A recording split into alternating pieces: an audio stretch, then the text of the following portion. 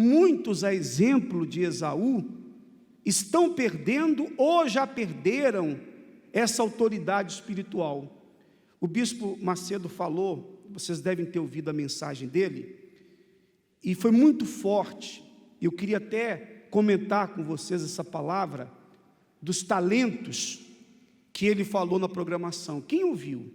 É exatamente o que aconteceu com Esaú, aquele terceiro servo que recebeu um talento e que, ao invés de multiplicá-lo, ele fez o contrário, ele enterrou, ele abriu um buraco, enterrou aquele talento. Aquele servo não era um filho de Abraão, aquele ali era um filho de Esaú, tinha o mesmo caráter de Esaú. E qual era o caráter de Esaú? Nós falamos aqui, qual era o caráter de Esaú? Como é que a Bíblia define o caráter dele? Ele era o quê? Impuro e profano. Uma pessoa impura é uma pessoa maliciosa, uma pessoa que tem maus olhos, aquela pessoa que julga os outros, que aponta o dedo para os outros, porque ela é impura.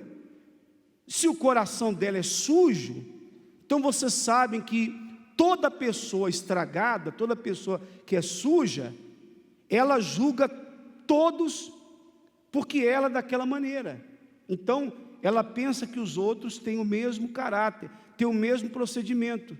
Quando o bispo fez referência àquele terceiro servo, que recebeu menos, um recebeu 5 talentos, o outro recebeu 2, e esse terceiro recebeu 1. Você veja, por exemplo, a alegria do primeiro servo, ao retornar da sua missão. Ele disse para o seu senhor: olha, o senhor me deu 5 talentos, eis aqui mais 5 que eu granjeei, eu trabalhei, multipliquei, toma aqui os 10 talentos. Ele mostrou com satisfação o seu trabalho, a honra que ele tinha de ter servido ao seu senhor. O segundo, da mesma forma: o senhor me deu 2 talentos, eu trabalhei e granjeei, conquistei mais 2, toma aqui 4 talentos. Para os 2, o Senhor disse a mesma coisa: servo bom e fiel, foste fiel no pouco, sobre o muito eu te colocarei, entra no gozo do teu Senhor. Nós vamos ouvir os servos fiéis, se você for fiel até o final, os servos fiéis ouvirão exatamente essas palavras. Nós ouviremos um dia essas palavras, se perseverarmos até o fim, e vamos perseverar. Deus vai nos dar forças para que nós possamos seguir até o final da nossa jornada, sendo fiéis ao nosso Senhor. O Espírito Santo nos dará forças até o fim. Amém?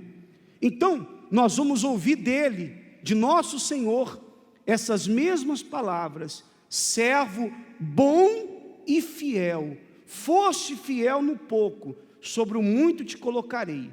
Então, para Deus, não importa, para Ele, se o que você tem nas suas mãos é pouco ou muito. O servo que é fiel tanto no pouco quanto no muito. Ora, o meu Senhor me deu isso aqui, Ele deu para o outro mais, mas a minha responsabilidade é com aquilo que Ele me deu. Então, eu vou ser fiel a Ele naquilo que Ele entregou a mim.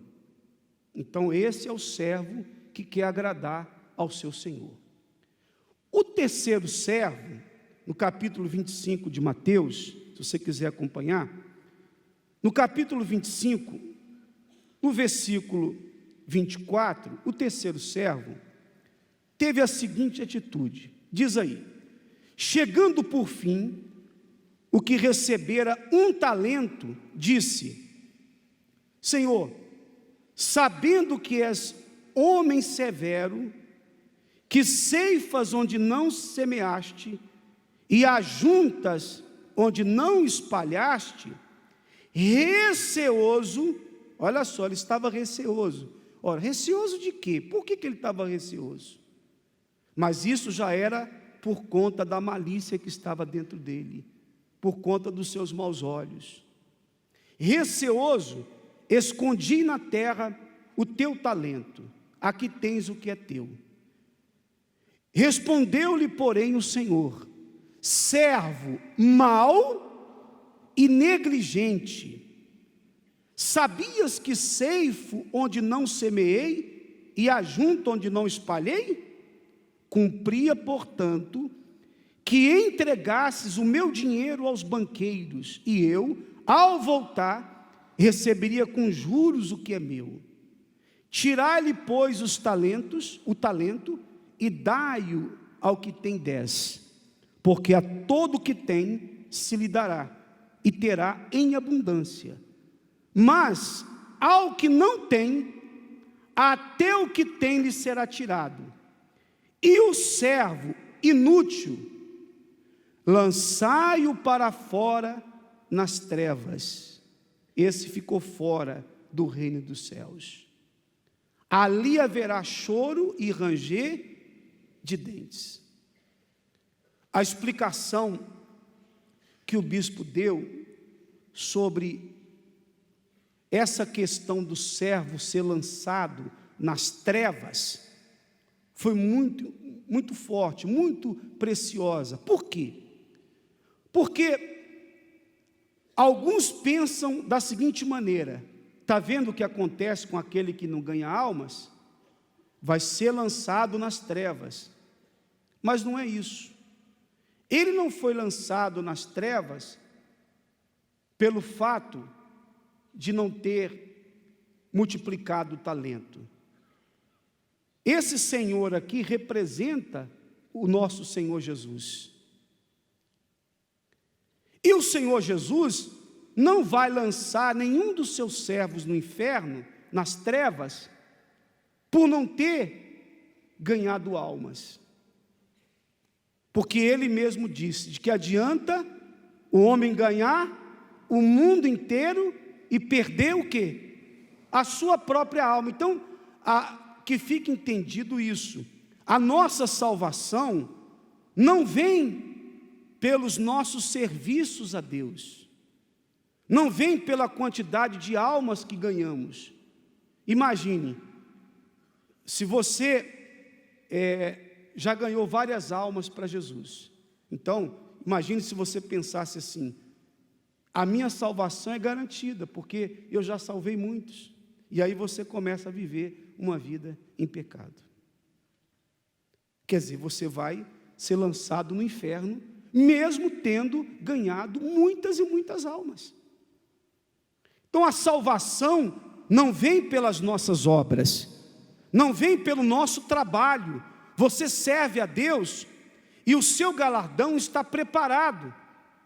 Muitos obreiros, eu já falei isso aqui outra vez e repito, muitos obreiros, por exemplo, não vivem a fé e param de conquistar, porque eles pensam que pelo fato de serem obreiros, eles vão conquistar naturalmente. Não, eu sirvo a Deus, eu sou um obreiro, pastor, o que seja, eu vou conquistar. E não é isso. Se fosse assim, nós não teríamos tanta dificuldade para crescer a obra, porque Deus não tira as barreiras, mas Ele permite as circunstâncias, as barreiras, exatamente para nós dependermos dEle, exercitarmos a fé. O trabalho da Igreja Universal do Reino de Deus, que tem crescido pelo mundo afora, esse crescimento tem um preço. Ele não vem de graça, não.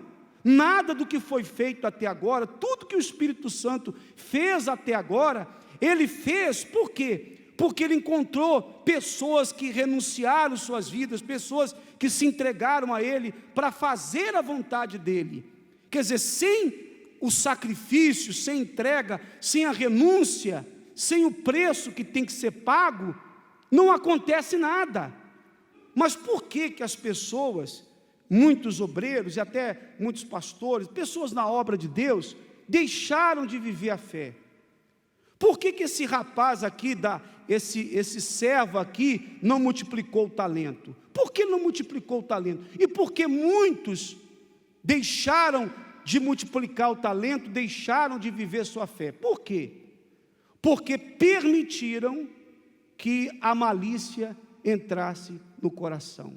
Passaram a ver as coisas de Deus com maus olhos, inclusive o altar, o sacrifício. Passaram a ver tudo com maus olhos. Passaram a ter os olhos de Esaú. Tornaram-se impuros e profanos como Esaú. Quer dizer, estes não têm a bênção da primogenitura, a bênção abraâmica. Não são filhos de Abraão, não são descendentes de Abraão na fé, não são herdeiros da promessa, são filhos de Esaú, filhos da impureza. Essa é a grande realidade. Então, aquele servo infiel não multiplicou o seu talento porque os seus olhos eram maus. Ele viu o seu senhor com maus olhos. Quando ele disse assim: eu, sabendo que o Senhor é um homem rigoroso, um homem que colhe onde não semeou, que ajunta onde não espalhou, sabendo que o Senhor é muito rigoroso, eu enterrei o talento. Quer dizer, ele via o seu Senhor com maus olhos.